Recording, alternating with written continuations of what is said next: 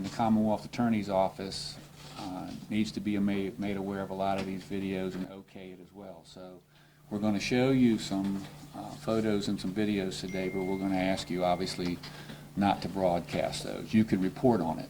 The pictures, the stills that you were just talking about, they're not going to come up now because we are all streaming right now. Not right now. Okay. The first, no, I'm going to give you an overview, just to give you an idea of what I'm getting ready to do. I'm going to explain to you why we were there yesterday, what started all of this. I'm going to show you an overhead view of the apartment complex where we have superimposed some boxes on there that show where the various vehicles were. So that way, if you got any questions before we move on, then I'll explain to you what you're seeing here. Okay? So whenever you're ready. We gotta wait. Brian just ran down the hall for something. He said, please wait. Okay.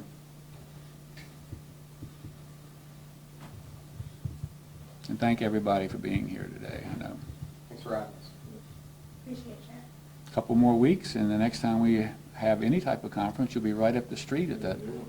We saw it going to get lunch today. It looks nice. Oh, it's better than it looks outside. It was more than we ever imagined. And Shelley's got a video room in there that will enhance what we're doing all the time with you all. We're going to have a grand opening, and if you all want to come, you'll be more than welcome to come and see it. So, okay. You good, Brian? I'm good. Okay. We ready? Well, good afternoon. On April the 14th at approximately 5:45 p.m., the York-Poquoson Sheriff's Office responded to calls for service of an individual in the Claremont Apartments in York County that was brandishing a firearm. We originally got a call from a family member who had been alerted by another family member that this individual just didn't seem to be right. That was the first call that we got. After that, we got calls from several of the residents out there who actually were victims of the gun being pointed at them. We even had one person claim that the laser sight that we later found on the firearm, she actually had the laser go across her face. So the gun was actually pointed at her head at some point. So when we arrived, there was a description of a vehicle, a gold Honda, that this individual was seated in across from Building 401 in the Claremont Apartments.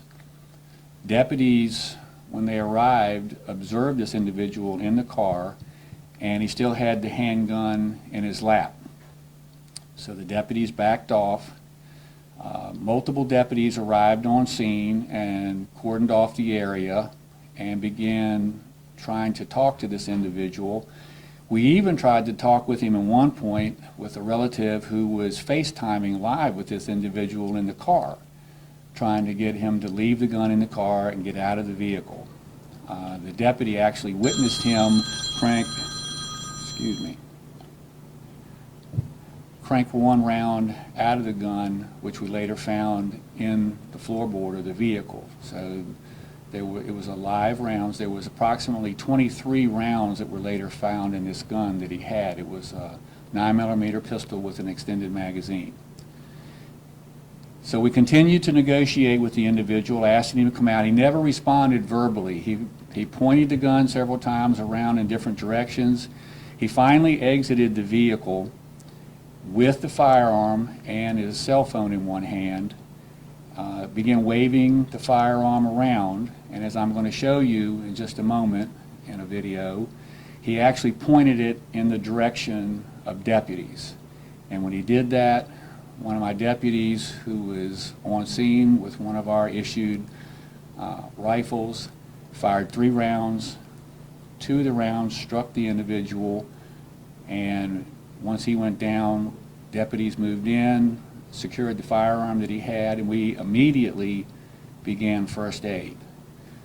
We had also contacted Fire and Life Safety with the York Fire Department. They had a medic that was staged at times, so they were basically there.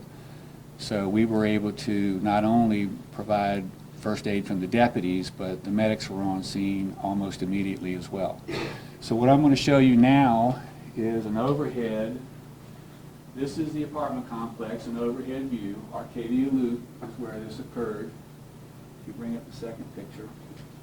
Sheriff, stop, please. Can Go we back. show this? Can we show this? Yes. Yes, you can Okay. show this. All right. Ready to proceed? Yeah, go ahead. This is the 400 block of Arcadia Loop. The red circle is where the suspect was sitting in the vehicle. The vehicle was back in at the time. This is the position where the York deputy was that fired the rounds. We had another vehicle here and vehicle back here as well. And that's the location that everyone was while we were negotiating with this individual, trying to get him to come out of the vehicle. He came out of the vehicle on the passenger side with the firearm and his cell phone. He put the cell phone down at one point and picked that back up, but he never did relinquish the firearm and waved it around, raised it in the air multiple times. Never did respond verbally to anything that we said. So at this point, unless you've got some questions about what I'm showing you here, is when I'm going to ask you not to film this, what we're getting ready to show you, which is a couple of, you're going to see a still shot initially. And what you're going to see in the still shot is his arm fully extended. Now it's a little blurry because you all know more about pixelation than I do, but when you try to enhance a lot of these videos, it gets a little fuzzy. So there's going to be a few seconds of video to further show you what you're seeing in the first picture. So if you want to bring up that Wait, first let's- picture. Can we get Can we do some questions? questions? Mhm. How long were you speaking with this individual?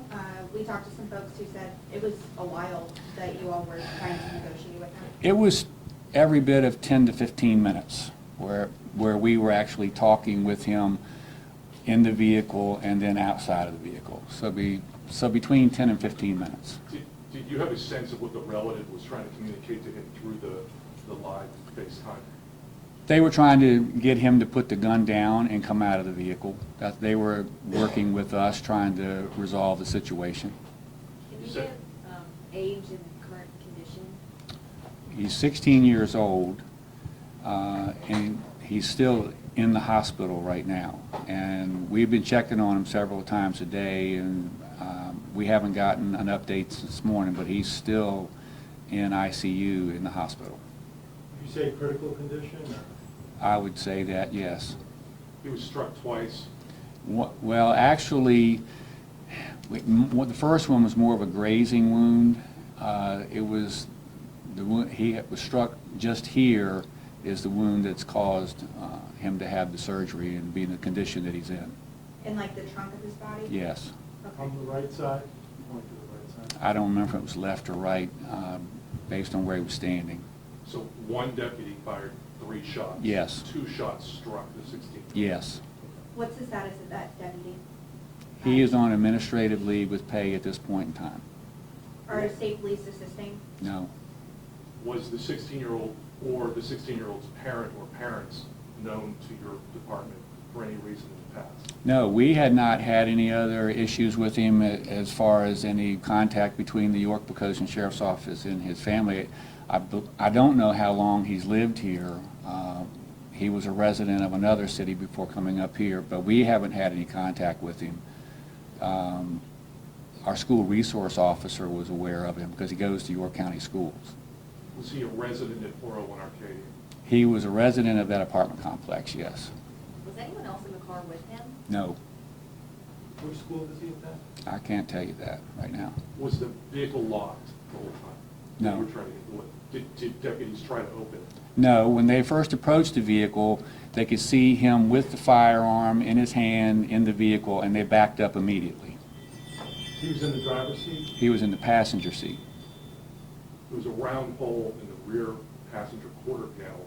Was that the 3rd bullet? Could be. The investigation is still ongoing as to the physical evidence. So Sir, obviously, it is a little startling to hear that it was a juvenile. I think that caught all of our attention. Do you want to address anything about the response? As Well, it I mean, being a that's child? an epidemic that all of us on the peninsula and Hampton Roads have been dealing with in law enforcement, is the fact that we're dealing with younger people involved with firearms on a more regular basis now. So it's probably years ago in my career I would have said it's really rare, but you all report this on a regular basis, and it's sadly becoming more and more common on a regular basis that young people are getting their hands on these firearms. And I think a lot of it is something that all of the law enforcement agencies on the peninsula talk about all the time, is larcenies from vehicles. It hasn't been that long ago that I was talking to a lot of you about larcenies from vehicles, and I had found out right after I became the sheriff that 93% of our stolen guns come out of unlocked cars. So if you extrapolate that across Hampton Roads, you can understand how some of these stories that we're talking about right now occur. Was the 16-year-old's gun stolen? We don't know. It has not showed up stolen yet. We are still investigating the origins of that gun. You don't know who's it's registered to? No, Or it's not yet, registered? no. You don't believe it belongs to a family member that maybe he was staying with there, or? We're confident that it did not belong to the family. The deputy that fired the gun he was pointing the gun in the direction of some deputies, is that correct? Yes.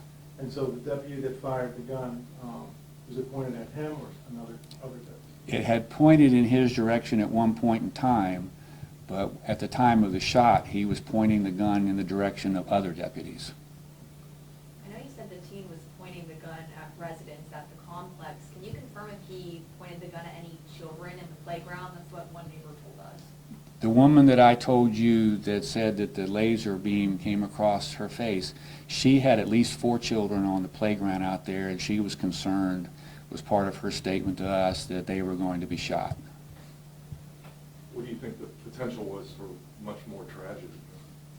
Well, there was a lot of people out, especially with those kids on the playground, so the potential for a lot more violence was there, clearly.